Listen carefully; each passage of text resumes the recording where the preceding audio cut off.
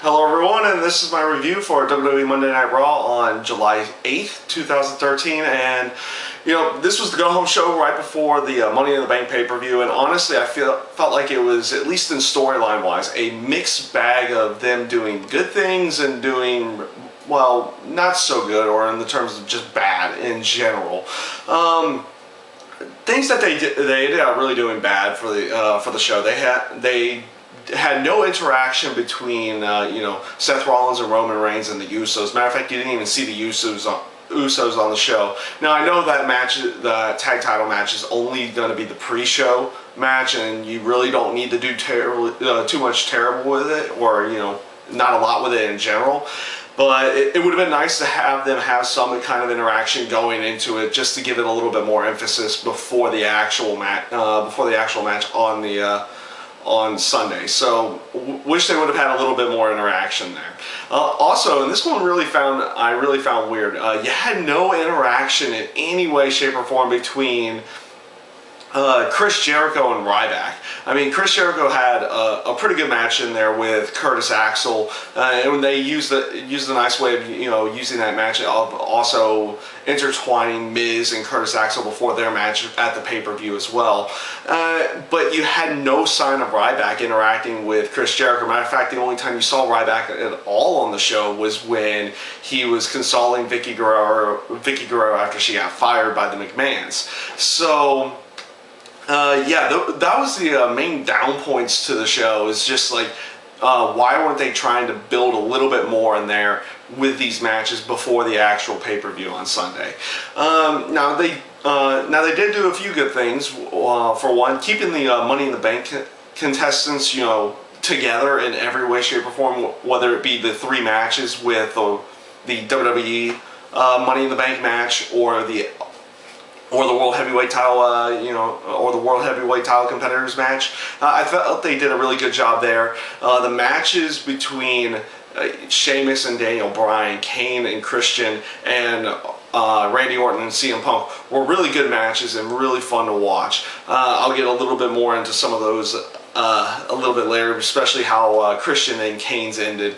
Also, the backstage segment with all the competitors towards the World Heavyweight title Money in the Bank match was also a really good segment as well. Wish they would have tried doing something with Dean Ambrose in there, but honestly, with him being part of the Shield, it really wouldn't have fit in there for him to just randomly show up in the backstage segment like that. So you would have liked to have seen something with Dean Ambrose there, but it was good that they didn't really put him in that spot, because it just wouldn't seem to work out in any sense of the word there. The Wyatt family debut, which happened right at the end of the Kane and Christian match, I felt they did a really good job throughout the show trying to build up the Wyatt family, and they've been building them up really good over the last several weeks in general. Initially, when I was seeing the setup for them to come in, I wasn't getting a good feeling about it, because it was supposed to be like some WWE.com reporter trying to find the Wyatt family, and it turned out to actually be really good in my mind.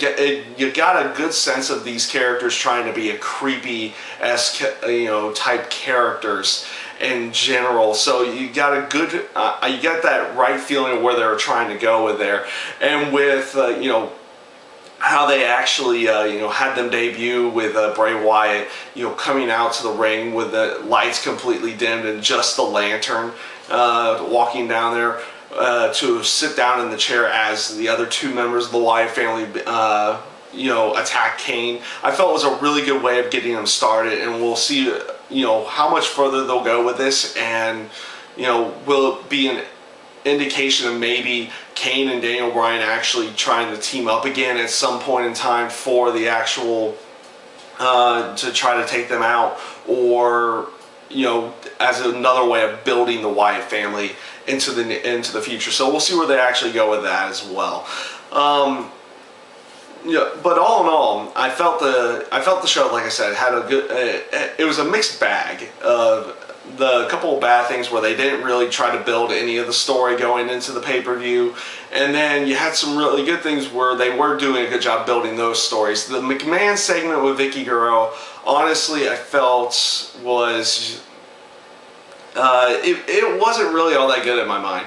It just came off as like a time waster, a time filler into the show, and then adding Brad Maddox in general as a general manager, I felt was just needless, useless. It really isn't that good unless of it, you're going where you think Vince is going with it, is that he's trying to blame the fans for trying to get rid of a good general manager in his mind, and he's going to just give them a horrible one, at least in his mind, in that sense. And we'll see where that actually goes. I'm not really liking it all that much to begin with. The John Cena, Mark Henry face-to-face came off pretty good in my mind. You got a few corny jokes in there from Cena, but all in all, they kept it serious, and it turned out to be a really good promo in there as well.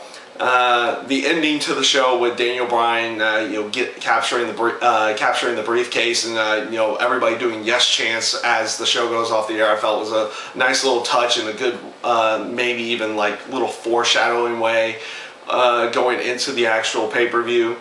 And the Alberto Del Rio and Dolph Ziggler interaction, I actually didn't really like how they had Dolph Ziggler interact with Alberto Del Rio.